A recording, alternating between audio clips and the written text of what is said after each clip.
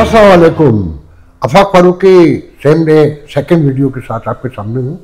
कल मुझे मेरी किताब के जो मैंने अपनी मेरी मजबरा किताब है ज़ेर तसनीफ लुच्चा लफंगा बेईमान, उसी नाम से यूट्यूब पर हमारे एक व्यूअर है, उन्होंने धमकी दी कि अगर दूसरा मिला नहीं आया तो मैं बड़ी गालियाँ दूंगा।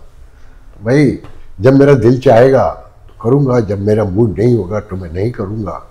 आप गालियाँ दें, कलमे सुनाएं, भजन गाएं, मुझे उससे कोई फ़र्क नहीं पड़ेगा। सबसे पहले तो मैं आपसे शेयर करूँगा कि मैं आज अचानक बैंक गया तो वो बंद, मैं बड़ा हैरान कि थर्सडे का दिन है, पता चला आज थैंक्स गिविंग है, याद ही नहीं था। तो सारा दिन पढ़ने लिखने में इतना टाइम गुजर जाता है और इतने महव रहते हैं कि कुछ याद ही नहीं रहता। जैसे एक दो खबरें मैं कल भूल गया कि पहली खबर तो कल बड़ी इम्पोर्टेंट थी कि फायरिंग हुई वाशिंगटन में, वाइट हाउस के अराउंड में, और एक अफगान शहरी जो सियाटल वाशिंगटन स्टेट से आया था वाशिंगटन में, वो पकड़ा गया और 2021 में आया था। आज ऐलान हुआ है कि अफगानियों का तमाम इमिग्रेशन होल्ड कर दिया गया है और तहकीकात का ऐलान किया है कि जो 2021 में बाइडन ने अफगानियों को इमिग्रेशन दी थी उन सब की री चेकिंग होगी, री सिक्योरिटी होगी। तो और FBI के जो काश पटेल हैं डायरेक्टर, उन्होंने ऐलान किया है कि जी गिरफ्तार मुलजिम जो है, जो ज़ख्मी भी बताया जाता है, उसके अफगानिस्तान में फोर्सेस से ताल्लुकात निकल आए हैं, पता चल गया है कि वो कोऑर्डिनेशन में था। क्यों किया है ये तो अभी नहीं पता, आने वाले दिनों में पता चलेगा, but it was very sad. और भी इमिग्रेशन भी लेते हैं, फिर यहाँ आते भी हैं, फिर हमले भी करते हैं, फिर आने की क्या ज़रूरत है, मुझे ये नहीं समझ में आता। फिर आज एक बड़ा वाक़या, अब देखें बेसिकली तो टॉपिक है कि धरना जारी है सुहेल अफरीदी का, और इंटरनेशनल तमाशा लग चुका है, इंटरनेशनल मीडिया जमा हो गया है, और अमेरिका से मेरे ही शहर ह्यूस्टन से सजाद बल्कि जो ओवरसीज़ के सेक्रेटरी हैं ओवरसीज़ तहरीक इंसाफ के, उन्होंने पूरी दुनिया में अपने कारकुनों, रहनुमाओं और बॉडी की जो तहरीक इंसाफ से ताल्लुक़ रखते हैं उनको हिदायत जारी की है कि जी तमाम दुनिया भर में ग्लोबली पाकिस्तान एम्बेसी और कॉन्सुलेट के बाहर मुजाहरा किया जाए खान के कंसर्न के हवाले से, मुलाकातों के हवाले से, उनके मेडिकल इश्यूज़ के हवाले से।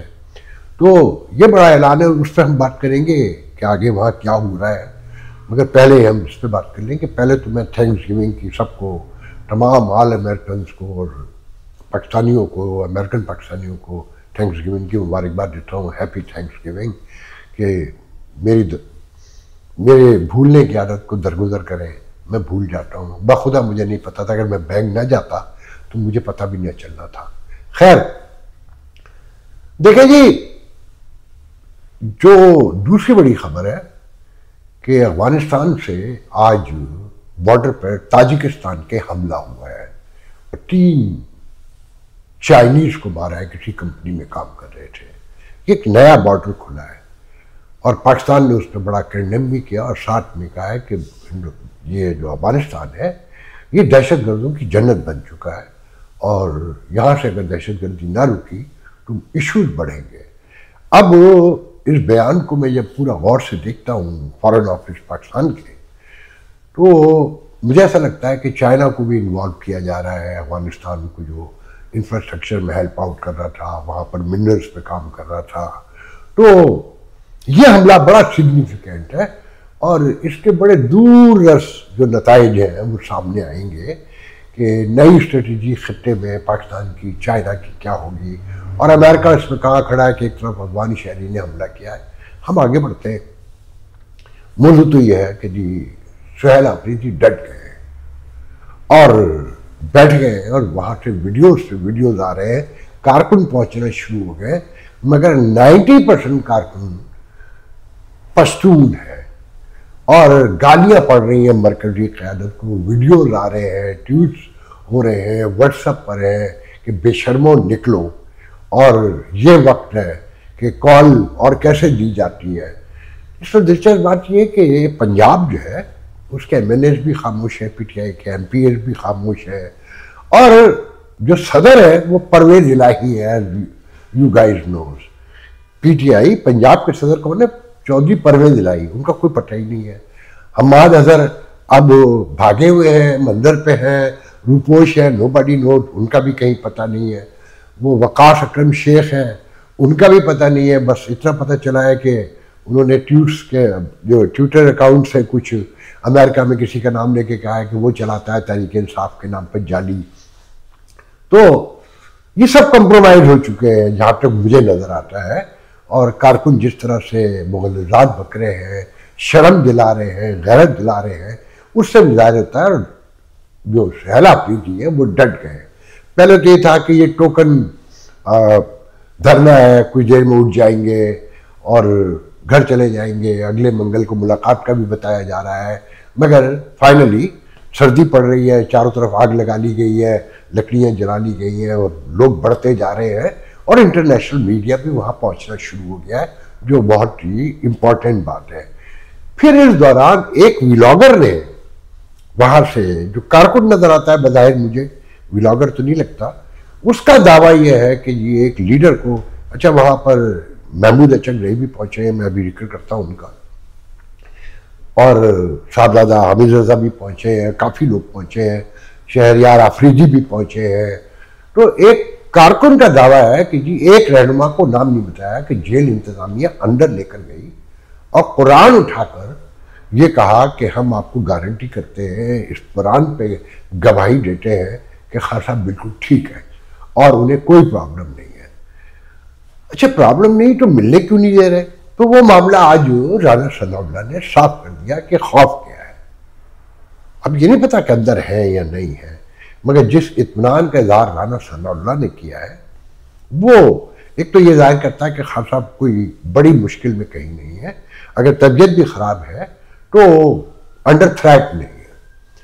उन्होंने कहा, कहना यह है कि देखिए जी मुलाकातें यूं नहीं की करवाई जाती कि एक बंदा जेल में बैठकर सजा याफ्ता वो बाहर तहरीकें चलाए, अंदर से मैसेजिंग करे और बाहर तहरीकें चले, ये अफोर्डेबिलिटी नहीं है और ये नहीं हो सकता।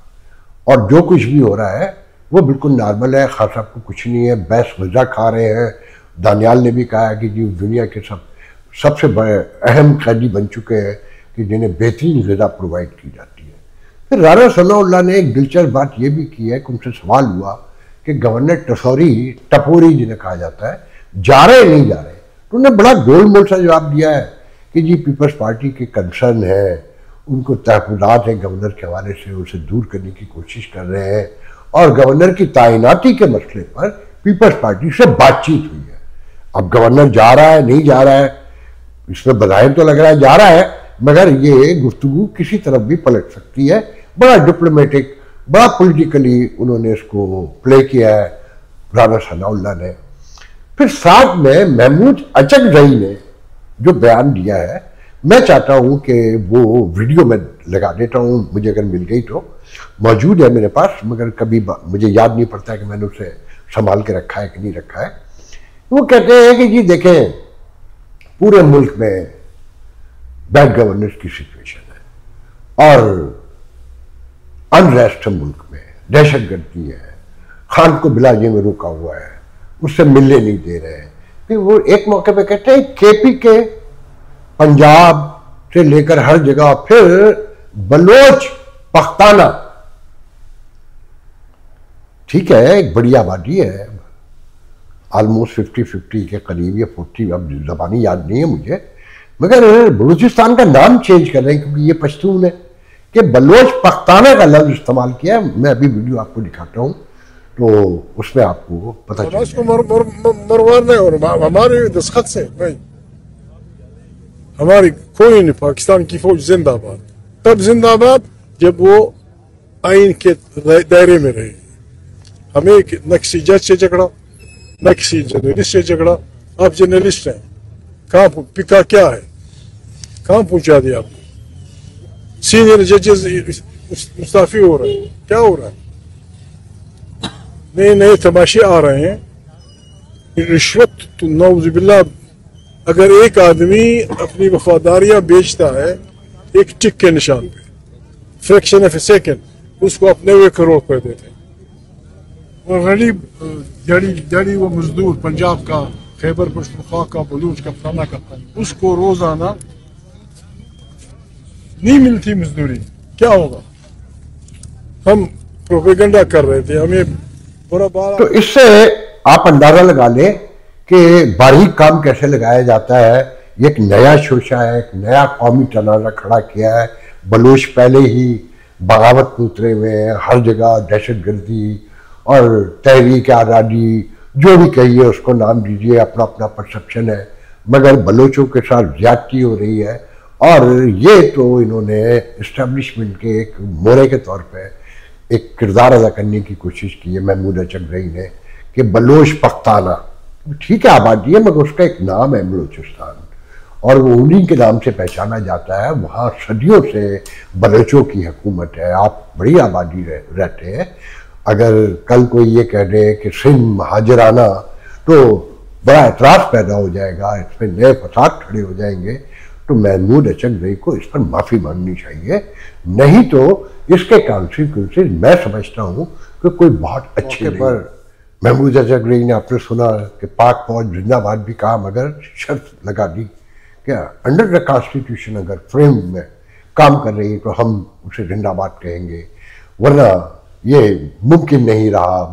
और जो वहाँ से वीडियो आ रहे हैं ना अडियाला के बाहर, वो बहुत दिलचस्प है कि पंजाब की जो लीडरशिप है और MPA MNAs हैं, इनको मिसिंग पर्सन करार दिया जाए जो PTI से ताल्लुक़ रखते हैं।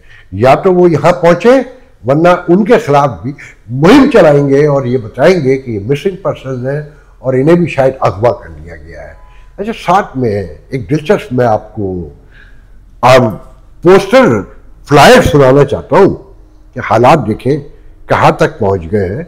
कि ये आफ्ताब इकबाल साहब हैं, आप जानते हैं, वो तो मशहूरी है ना, और यह मकबूल जान और जैद हामिद, वो टोपी वाला, लाल टोपी वाला, जिनके ख्वाबों में हुजूर सल्लल्लाहु अलैहि वसल्लम अक्सर आ जाते हैं और बिशारतें देकर जाते हैं। उनकी कहानियाँ तो आपने सुनी हुई है कि व्यूज़ लेने के लिए और अपना नाम बड़ा करने के लिए ये लोग कहाँ तक जाते हैं। अब मौसूद भी एक नया और यह मकबूल जान और जैद हामिद का रूप धार रहे हैं। इनका फ्लायर सुनिए, फरमाते हैं नए निज़ाम को अल्लाह का भेजा हुआ एक शख्स लीड करेगा। वो अल्लाह के हुक्म से तवील अरसे तक हुक्मरानी करेगा। चूँकि वो अल्लाह की तरफ से भेजा हुआ होगा, इसलिए उसे वोट की ज़रूरत नहीं पड़ेगी। इसका ताल्लुक बनु हाशिम से होगा। मैं आपको खुशखबरी देने की कोशिश कर रहा हूँ। आफ्ताब इकबाल, नवंबर 27, 2025। आप अंदाज़ा लगाइए सस्ती घटिया शोहरत लेने के लिए कहाँ तक लोग उतरते हैं और इस तरह गुमराही फैलाते हैं। इसमें दिलचस्प एक आखिरी बात मैं ये बता के जाना चाहूँगा आज के लिए कि राना सनाउल्लाह ने एक इंतहाई दरे हुए, इतना जैसे कहते हैं ना, लापरवाही, बेफिक्री और तमस्खुर वाले अंदाज में गुफ्तगू जब कर रहे थे खान के हवाले से, तो उनसे IMF ने जो रिपोर्ट में 53,000 अरब की करप्शन की का जिक्र किया है और उस पर कंसर्न जाहिर किया है, जिक्र किया, तो उन्होंने कहा कि ऐसी बड़ी रिपोर्टें आती हैं, कुछ नहीं है, सब झूठ है, सब बकवास है। मतलब वो IMF जिससे फिर उसके अभी लोग आए हुए भी हैं जो अगर अगली किस्त लेनी है, और ऑडिट वगैरह, टैक्स का सिस्टम और रिफॉर्म, सब पे बात चल रही है। मगर उन्होंने अपने आप को, अपनी हुकूमत को एलिवेट करने के लिए कहा कि सब झूठ है, इसकी कोई हकीकत नहीं है और इसकी कोई अहमियत और हैसियत नहीं है। मतलब हमने उठा के रद्दी की टोकरी में फेंक दिया है IMF जैसे इदारे की रिपोर्ट्स को। अच्छा, ये मैं अक्सर कहता हूँ ना कि जब ये अपोजिशन में होते हैं, कोई भी हो, तो खूब उछालते हैं, और वही कुरान होता है, वही मुकद्दस बाइबल होती है जो इंटरनेशनल कम्युनिटी कह रही होती है, इंटरनेशनल फाइनेंशियल इंस्टीट्यूट कह रहे होते हैं। मगर जब ये हुकूमत में होते हैं तो ये रद्दी की टोकरी में फेंकते हैं। आज के लिए मुझे इजाज़त दीजिए, इंशाअल्लाह कल गुफ्तगू होगी। अल्लाह।